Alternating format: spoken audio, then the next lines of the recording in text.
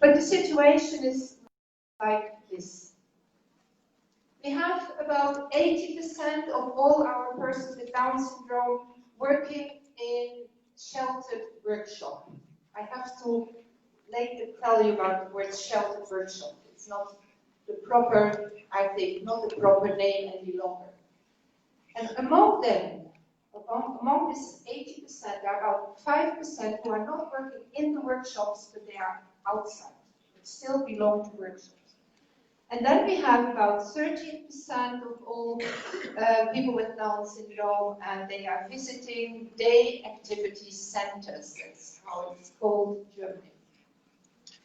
And about 7%, perhaps 8%, we have not exact numbers, are employed in the open markets with a regular employment contract. So that's the situation. The workshop for persons. Oh, what happens? Go back.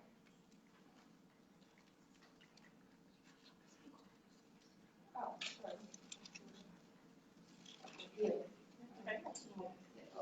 So we have the special track and the inclusive track. In the special track, I mean, this is the special need track we have from, since many years. There are workshops, the day activity centers, and the outward working places. And then we have the supported employment and the regular job on the first market. So these are the two ways you can enter the job market. In the old days, from the 60s on, things were very easy. We got a special school for all persons with an intellectual disability, among them all the persons with Down syndrome. They went to special school. After special school, they went to the workshop. So it was all very organized. It was clear. That was the way everybody did it, and everybody was happy with this. Because in the 60s and 70s, the parents would be very happy when their adult son or daughter could go somewhere to work, to do something. They were not thinking about inclusion at that day. So everybody was happy with this situation until 2000. Then things started to change. But this was, this was the ideal situation for many, many years. In Germany, these workshops developed. At the moment, we have about 700, quite a lot of these called sheltered workshops. And altogether, there are 280,000 people with intellectual disability working there. And among them, a lot of persons with Down syndrome, of course.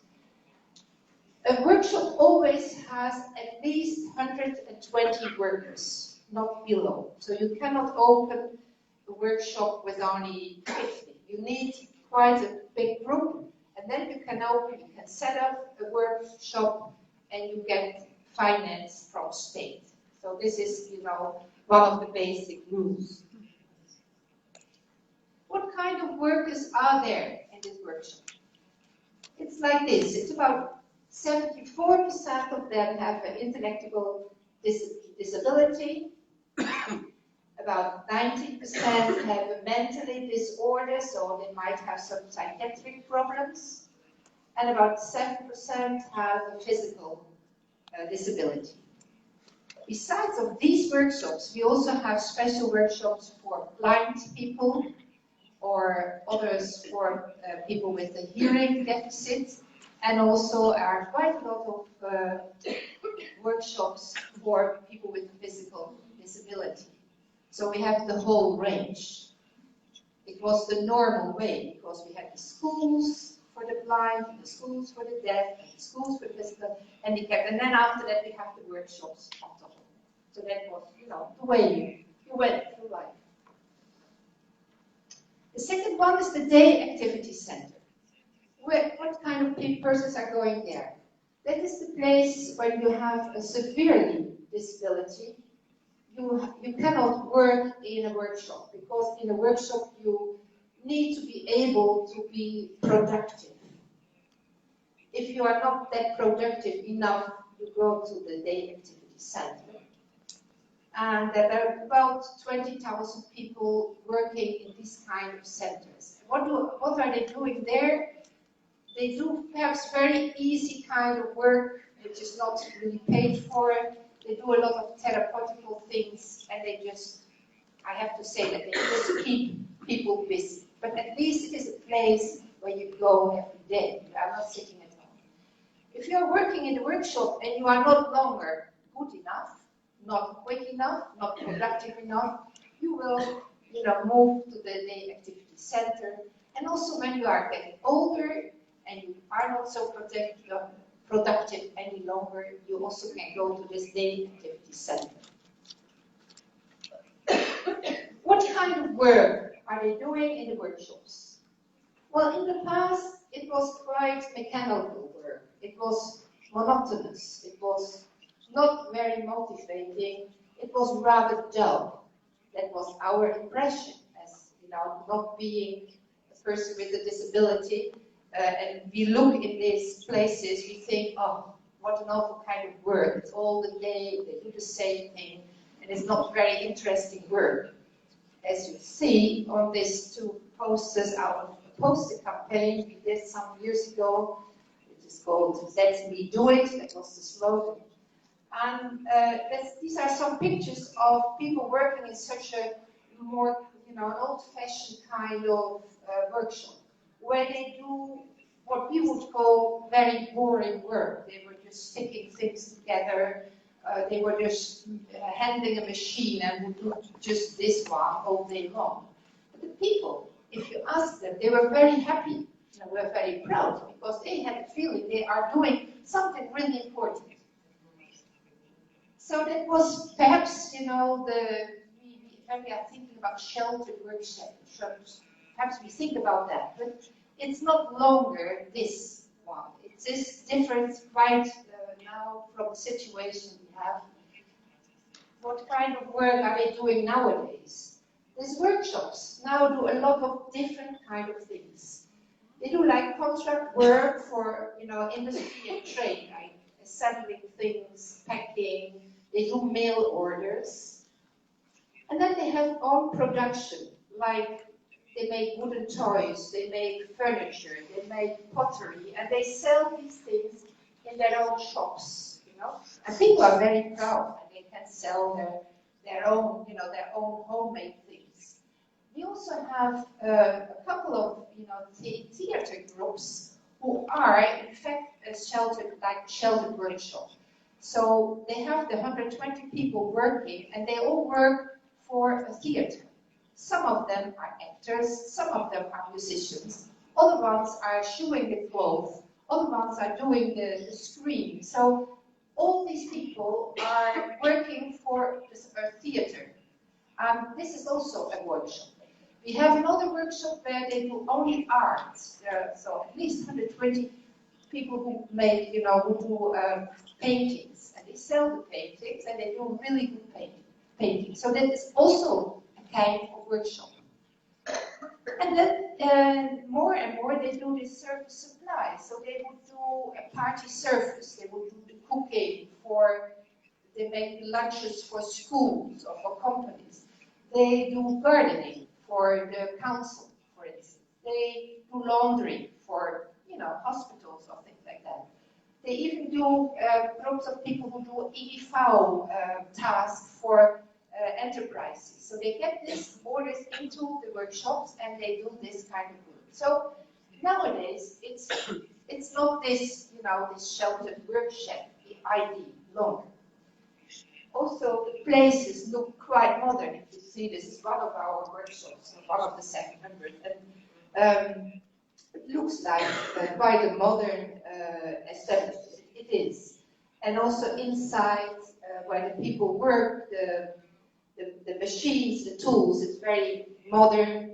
And here you have one of the garden groups of one of these workshops, and they go out and work in the community. So you can order, as a private person or as a community, you can order gardeners from the workshop, and they come and they do your premises. So, but it all belongs to the workshop. intention of our workshops from the beginning was, first, you offer vocational training and you offer a workplace, but the main goal you should have as a workshop is a placement on the job market. That was the idea right from the beginning. Well, it never came really to this point because most of the people, or nearly all people, stayed in the workshops. And I will explain later why the workshops did not really do a big offer to get the people out, because of course they get money from the state as long as the people are with them. If they are out, they don't get money any longer. So in the first place, the workshops were rehabilitation centers, and still are. The structure of the workshop is after you finish school, you come first in a kind of introduction procedure for 3 months. Then you get a 2-year-long vocational training, so that would mean you would work in, the different parts of the workshops, because all these workshops have different departments. You can start in the metal and the packaging and the gardening and the farming. And so you try out all these different places, and after 2 years, you can choose, I would like to be, one of the workers in the wooden shop, or the wood shop, for instance. And then you are there. So, some other information, a trainee, so in the first 2.5 years, they would earn like 80 euros a month. And as soon as you are a worker, you earn something between 100 and 250. It depends how long you have been working there or how productive your workshop is working. But it is not a lot of money. You cannot live, you are also in Germany, you cannot live on 150 euro. But all your insurance are paid for, and also your lunch, or you get a meal every day at work, and the transportation from where you live to the workplace and back is also in the program. But of course, you cannot live on this, so you have to apply for additional money. You will get that from state, but you don't get it from your workplace. The workshops, they get between 1,500 and 2,000 euro a month for every worker. Right? So, and they give you 100 or 200, and they pay for your insurance and for all that.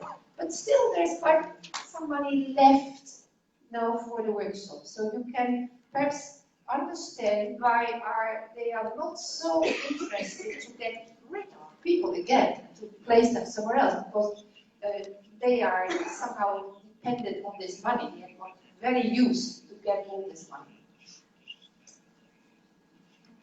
They work between 35 and 40 hours a week, so like other workers, but this includes their lunch breaks, this includes coffee breaks, and also, which is obligatory for every workshop, they have to offer 4 hours further education in the workshop. So as a worker, you can have like one course in reading and writing every week for 2 hours, and perhaps you play in a band or some music. So the workshop have a lot of offers with different kind of courses, and the workers can choose 2 courses a week.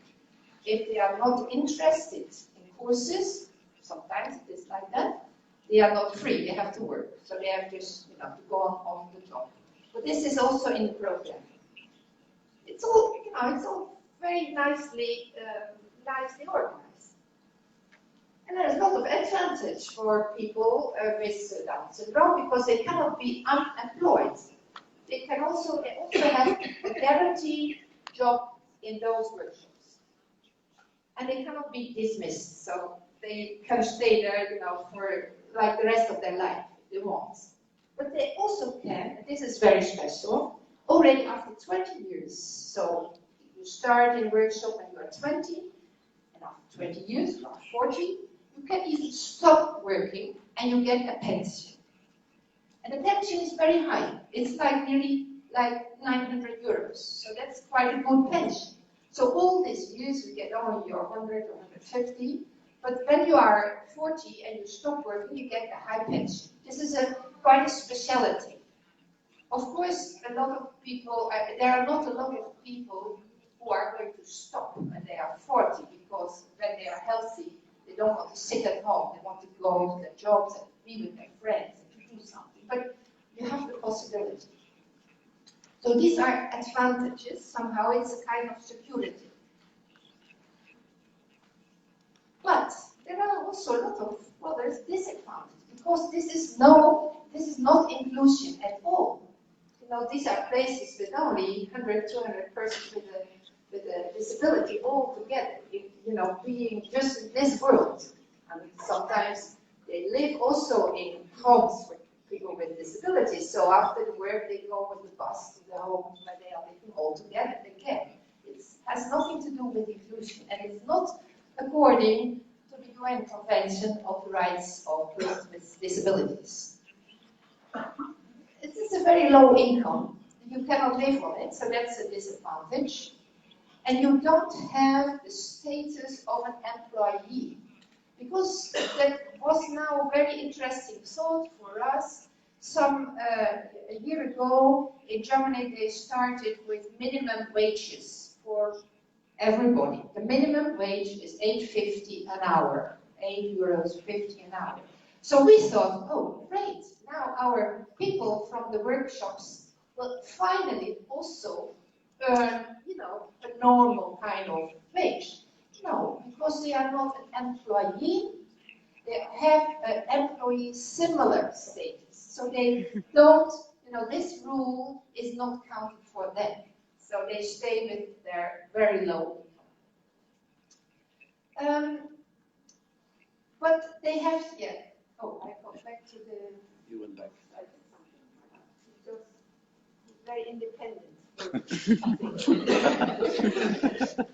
So an employment similar status, and so they don't get a minimum wage. And the idea of the rehabilitation, so you can go out of the workshops and one day, it's nearly non-existent.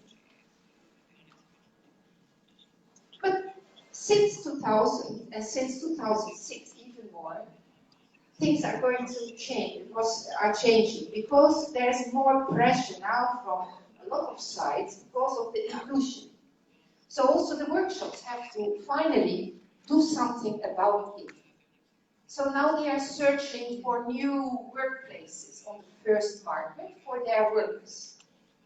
And they have created a new model, and they call it, I don't know, this is my translation, outwards placement. What does this mean? It means that some people from the workshop are not staying in the workshop, they go and work somewhere else. For instance, they go as a group. Oh. Before,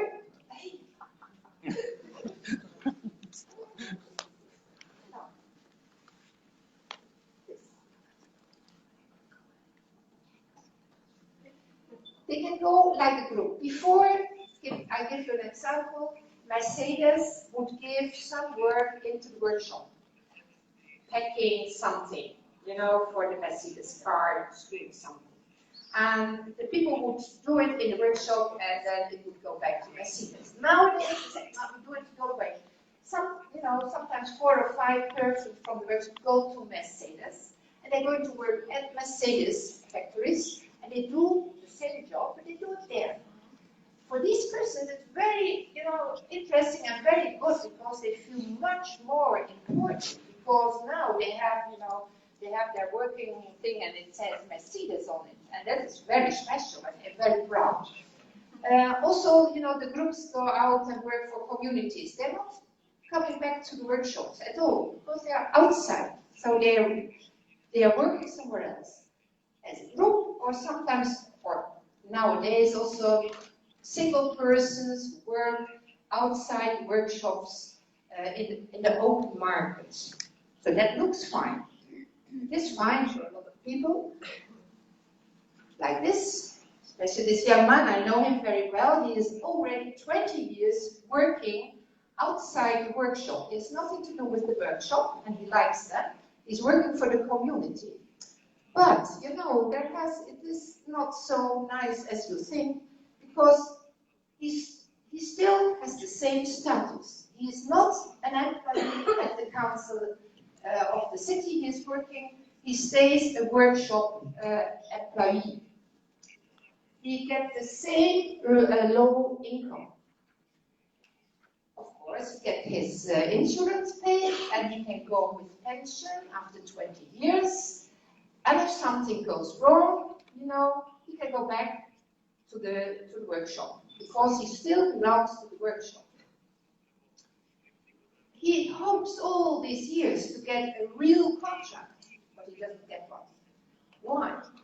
Well, the community says, this is very good for us. You know, it's very easy, because we are not responsible for him. The workshop is responsible for him. The workshop is paying him. The workshop is doing the job coaching if necessary. Why should we change this? So, we don't like so much this, but the employers like it very much, because, as I said, job coaching is done by the workshop.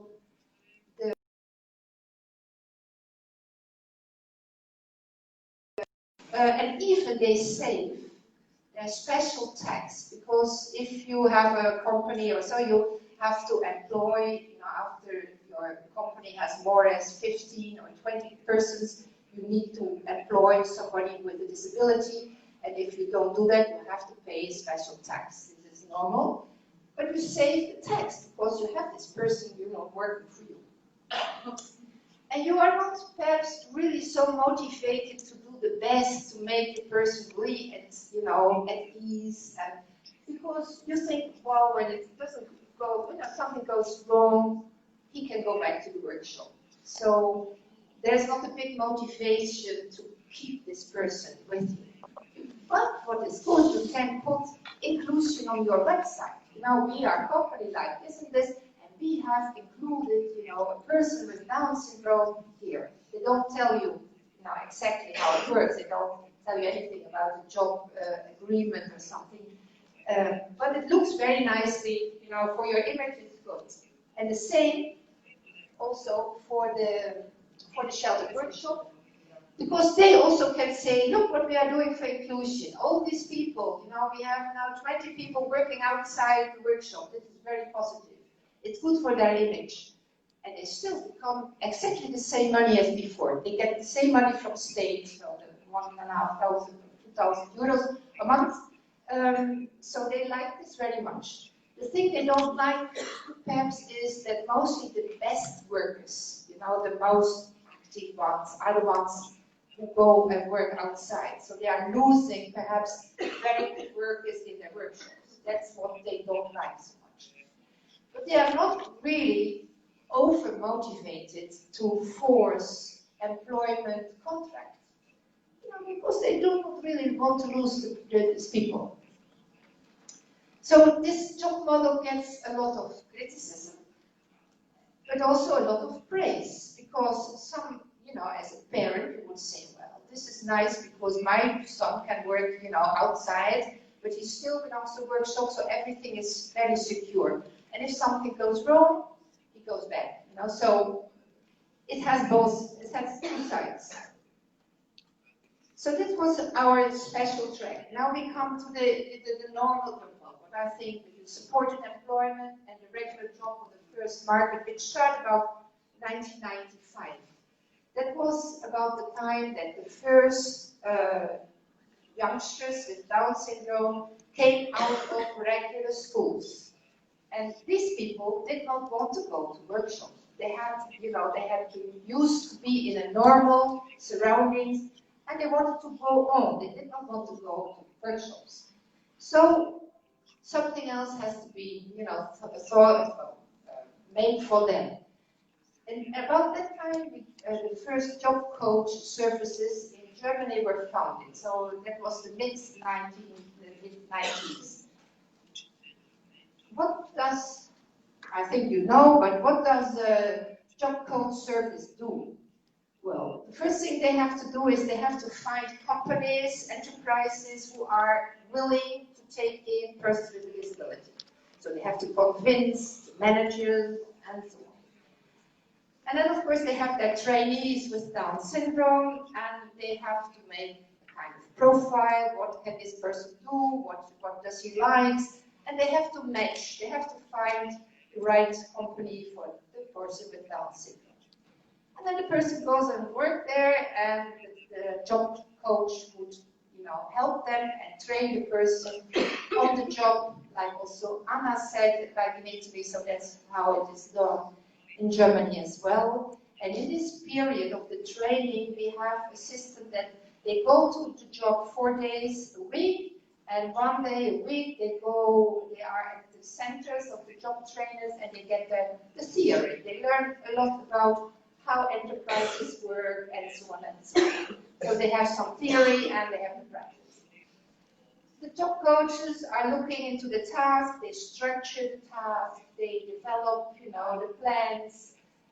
They also sensitize the colleagues, because there are sometimes problems with colleagues. It might be that the boss will say, yes, we are going to do, we go and do inclusion, but a lot of the colleagues are not very interested in it. And some are even, very reluctant to take a person with a disability in their team. So that's also a task of the job coach service to go and talk to the others. They are there to solve problems. If there's a problem turning up, you can call them and they come and try to solve. And they give ongoing support to the trainee if necessary. Sometimes it is not longer necessary, after perhaps 2 years support, and it's just going well, and the job coach service is not longer necessary. Also, they can help the company with legal, questions and financial ones. And the goal, of course, is the employment contract, the real contract between a company, an enterprise, and a person with Down syndrome. And mostly it's like this. They get like 25 hours. That is the normal, hours a week what they have to work, and they get a regular wage, or they get the minimum wage, which was $8.50 per hour. It is looked after his social security, and they get 25 plus 5 days extra holiday. So this would be a normal, regular contract, and a lot of people do have now. I think a couple of thousand people with Down syndrome in Germany are working on a normal contract nowadays. And if necessary, job coach service can be asked in again sometimes. And we had a lot of, very good experiences in all kinds of jobs. Like people working in home for the elderly or in hospitals. A lot of our young ladies working as a kindergarten assistants, or working in schools, sometimes in the canteens of the schools, so helping with the food. A lot of them like to work in office. Some are working in libraries, in museums, in supermarket, or in places where they just only sell bottles with lemonade and beer, and so they do the bottle work. In garden centers, zoos, farms, and of course, it's sometimes like a classical thing in hotel, restaurant, or coffee shop. So a lot of options. And just some pictures of a young man working in a garden center, a young lady working in a home for elderly. We have found out that a lot of people with Down syndrome can work with old people because, they have the same tempo. They are as slow as perhaps the older people, and they are very patient and very nicely, warm-hearted, empathy. So this is a very nice combination. So we are looking into this more and more in Germany as a kind of, job possibility for people with Down syndrome. We even have a young man since many years in such a home, and one of the things he does in the afternoon, he plays the piano, and all people would sing. You know, this is his one of the jobs he has to do. You know, so this is very nice area to work in. Or of course, working in an office, because then you are a very important person. You can go with a tie. A lot of young men really like, you know, working in office. But also things like supermarkets, or we have some young guys who did the whole apprenticeship as a baker, and now working as a baker, even getting up at 3 o'clock at night and go, you know, and make the breads and so on. And with very good results. And they are paid like, you know, others, because they do the same work. But, you know, I say the hotel is something classical, working with old people, but there is not a specific job where we can say this is the job for old persons with Down syndrome. No, there is a whole range, and you have to work, you know, look in all kind of areas to see if to find a possibility. What is more important, what we find out, is that the colleagues, the team, if the colleagues are not okay, you know, it's not going to last longer. And we make some sad, you know, also experiences with that if colleagues are changing, or also when boss is changing and the next boss is not so interested, things might suddenly go wrong. And it's, you know, it's a, yeah. So that's a pity. So after 20 years of experience of the people working in the first market, what do we see? We see that they do a good job. And we see that they can work very accurate, and that they are motivated, and that they are punctual and polite, and they are mostly really neatly dressed, because they like to, you know, to look good. They're nearly never ill, which is very interesting. They are less ill as others in the job. And they feel so important. They cannot be ill because they are so important. You know, if they stay at home, the company breaks down. That's what they think. So they are very proud to have a job. And still we see what happens sometimes when it goes wrong. Sometimes it goes wrong because of their behavioral issues. Yes? We see that they sometimes show a kind of behavior which is not so accepted by others and not so liked by others or not understood by others. So that is sad, because they do a good job and it doesn't work out well. So that's, we were thinking about what to do. So what we did was we made one guideline brochure for employers. And we explained in this brochure about special things in behavior of persons with Down syndrome.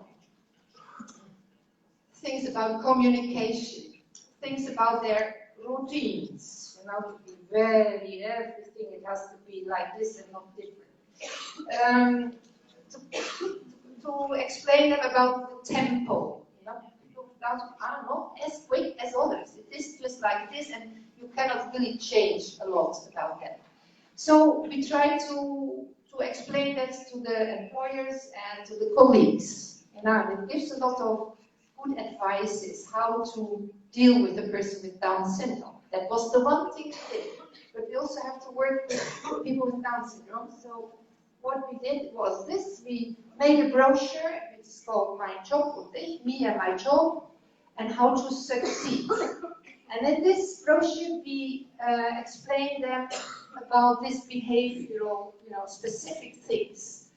And we made a film with it. And we use it already from the age of 15, 16, before they go and make their first experiences on the job market, have a holiday job or so. Then we talk about all these issues here. In this booklet and in the film, we have job coaches who will tell you what is good behavior and what is not good behavior. What can you know, what are no-goes on the first market? What can't you do? So some examples. For instance, you cannot talk all the time. You know, there are a lot of people with Down syndrome, even if they have, you know, communication problems, but there are a lot talk a lot of private things, which is not interesting for the others. They don't want to listen to it. So the blah blah young man there, that's not a good You have to learn that. When you are in an office, you can't do this. People won't like it. You also have to be careful. Some of the girls like to do makeup, and sometimes they do a little bit too much, or they do a little bit overdressing. So they have to learn what is right on my job. What is with the clothing, what is with the makeup, and yeah. Or these kind of things, like hugging all over the place. You can do it, even if hugging is something nice, but you can do it on your work, and a lot of people don't like this at all. And you also, if somebody is explaining you something, you have to look at the person. You are not going to look away. That's not very polite. Sometimes it's just shyness, and you just have to train, people to do that. It's role playing, how to behave in such a situation. Routines and flexibility, you probably know about this when you know persons with Down syndrome. They like to have things ordered, the same way all the time, and they don't like changes, sudden changes. So this is a topic, and also the tempo. In the film, there is an example of the girl who works in kindergarten, and she has to make lunch. But the lunch has to be ready at 12 o'clock, because then the little ones come. And if it is not ready, you have problems. They're all screaming like hell. Yeah, that's not nice. You get all nervous. And also, if you have a problem with something, you have to ask for help. We found out that they don't like to ask for help.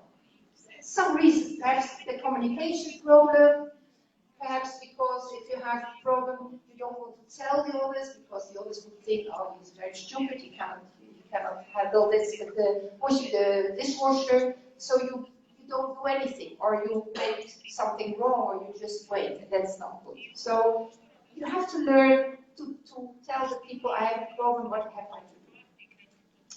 You know about self-talk. A lot of people with Down syndrome have self-talk. We see them going, go away from the job, and they go on the toilet, and they talk and talk and talk, and yeah, that's not good behavior. And also, you're not going to play the clown. Sometimes they do like, yes, he took the switch, and the guy is looking, what is the problem? And the problem is this, this. And he likes very much this. But this is not nice.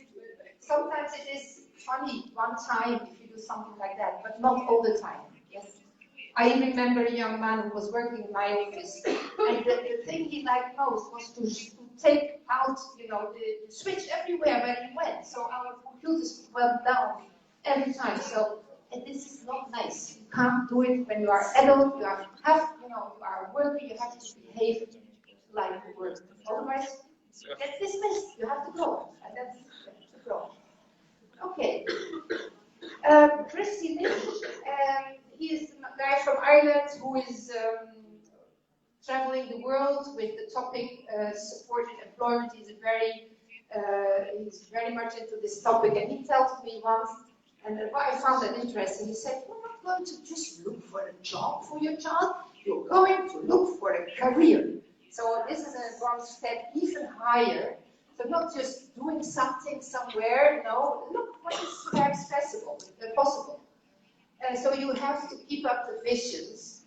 And always looking for new opportunities, for more education, so that you can perhaps enter in another job.